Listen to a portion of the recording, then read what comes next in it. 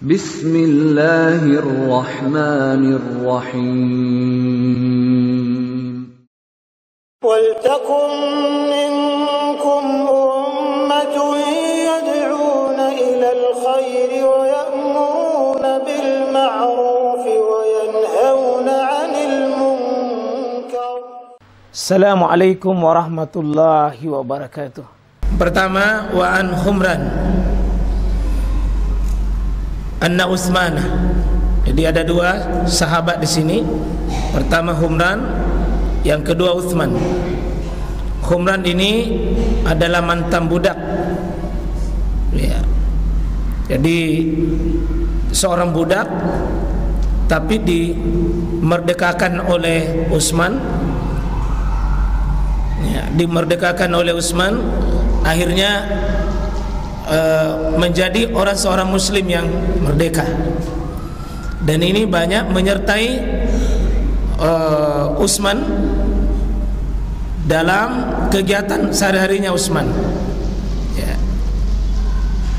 Ini hadiah yang diberikan kepada Utsman, tetapi malah dimerdekakan. Dan ini satu kemuliaan Utsman, Pak. Dikasih budak tapi malah dia merdekakan, mengangkat derajat orang yang bersamanya. Nah, ini yang bicara anna Utsman, bahwasanya Utsman itu radhiyallahu an, diridai Allah atasnya, da'a biwadu. Jadi ada minta untuk diambilkan air wudu, wadah. Jadi kalau wudu perbuatannya, kalau wadu itu wadahnya. Ya, dan itu berarti berwudu itu boleh pakai wadah, baskon, ember, timba, dan yang semacamnya tempat air. Itu pada umumnya berwudu yang dilakukan di masa dahulu karena belum ada air keran. Belum ada air keran. Ini pakai wadah. Dan lebih 10 hadis yang diangkat oleh Syekh dalam bab ini, bab wudu, oleh Imam Ibnu Hajar Al-Asqalani, dan 2 hadis yang paling lengkap dan paling utama dalam perkara wudu. Yang lainnya itu saling melengkapi saja. 2, yakni hadis Utsman dan hadis Abdullah bin Zaid. Ya, kalau bicara tentang wudu, Pak, buka hadisnya Utsman dan buka hadisnya Abdullah bin Zaid. Itu yang paling lengkap. Ya, paling lengkap itu 2 hadis paling sahih, paling lengkap.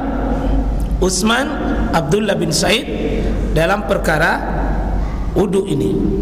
Dan di sini hadis yang pertama kita bicara tentang hadis Utsman. Ya. Di sini minta dibawakan untuk wudu. Ya.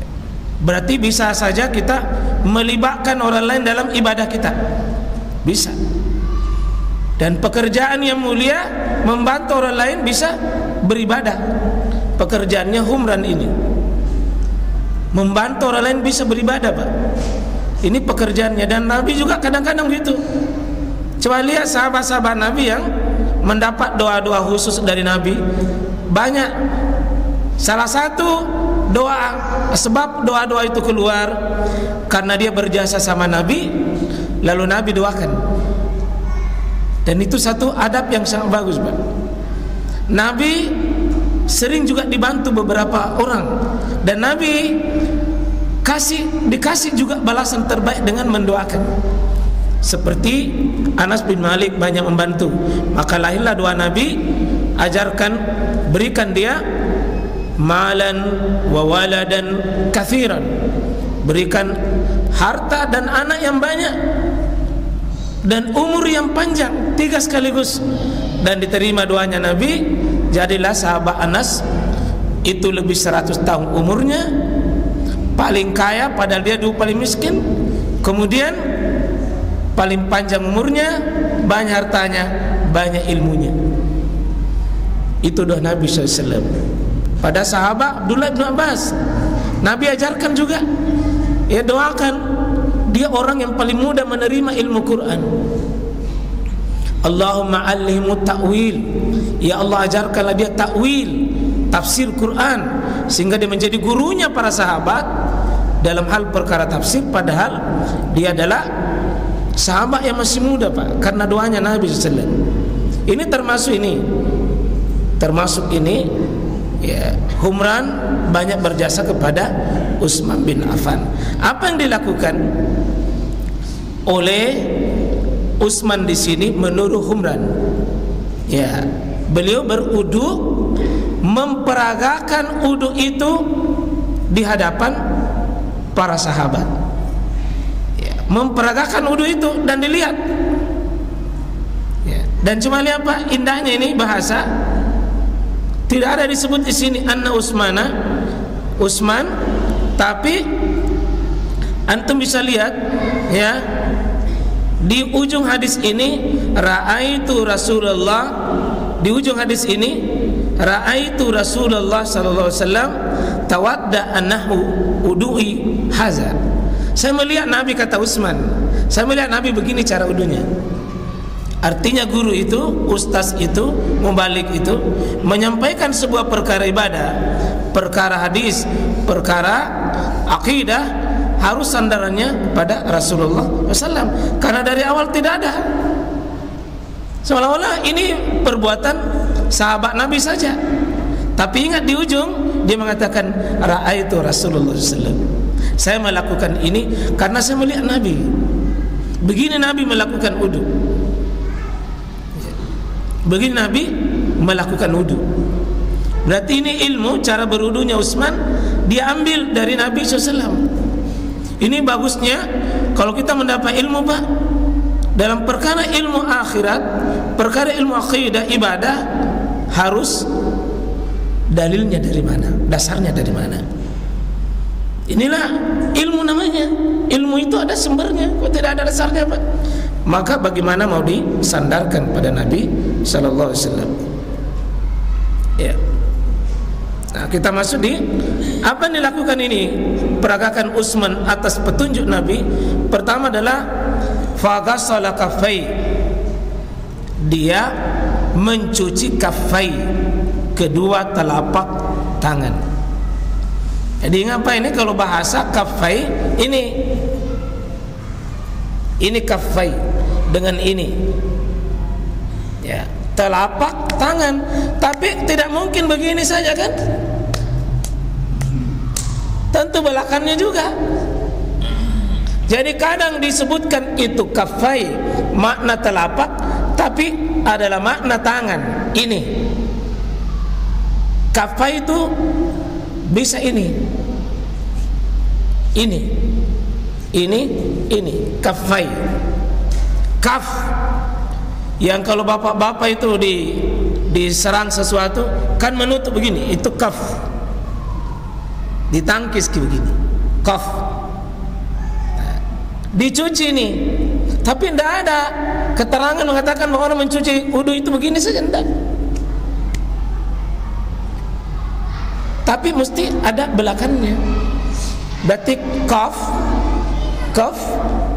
ini.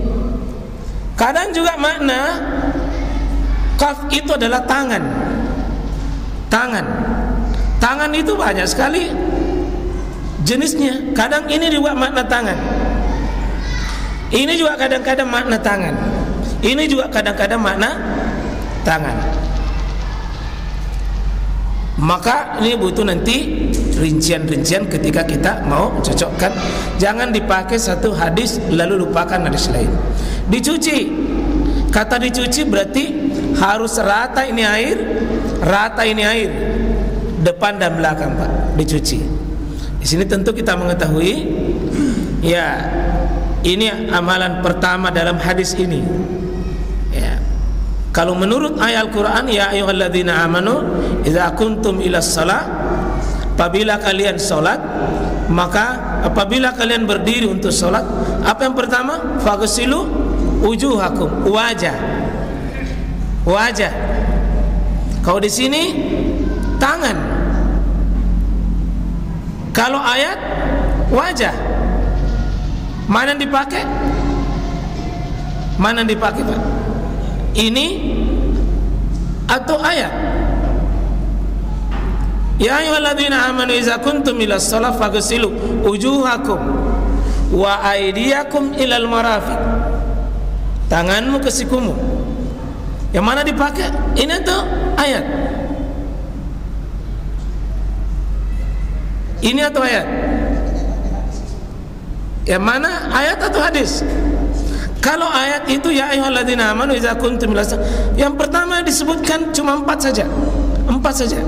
Amalan pertama cuci muka, kedua cuci tangan sampai siku, 3 adalah usap kepala, yang keempat adalah ka'bain, yakni rijlaikum, ya, 2 kakimu sampai mata kaki.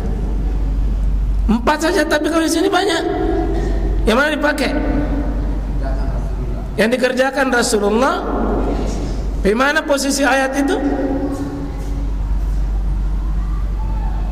Dipertemukan dua-duanya. Yang disebutkan oleh ayat itu adalah secara mujmal. Yang disebutkan rukun wudu itu 4 saja. Yang disebutkan oleh Al-Quran itu 4. Dan inilah yang wajib. Rukunnya ini yang 4. Adapun yang disebutkan oleh Nabi itu sebahagiannya sunnah yang tidak disebutkan oleh 4 itu. Jadi sebutkan 4, seandainya orang berwudu 4 saja sudah sah. Sudah sah. Seandainya kita berwudu cuma 4 saja. Cuci muka, cuci tangan sampai siku, usap kepala, cuci kaki, sudah sah itu. Yang penting pakai hadis lain. Hadis lain apa? Innamal a'malu binniyat. Yang penting ada niat. Pakai hadis lain, ibda bima bada Allah, berurutan. Jadi Allah sebutkan 4 itu sebagai garis besarnya.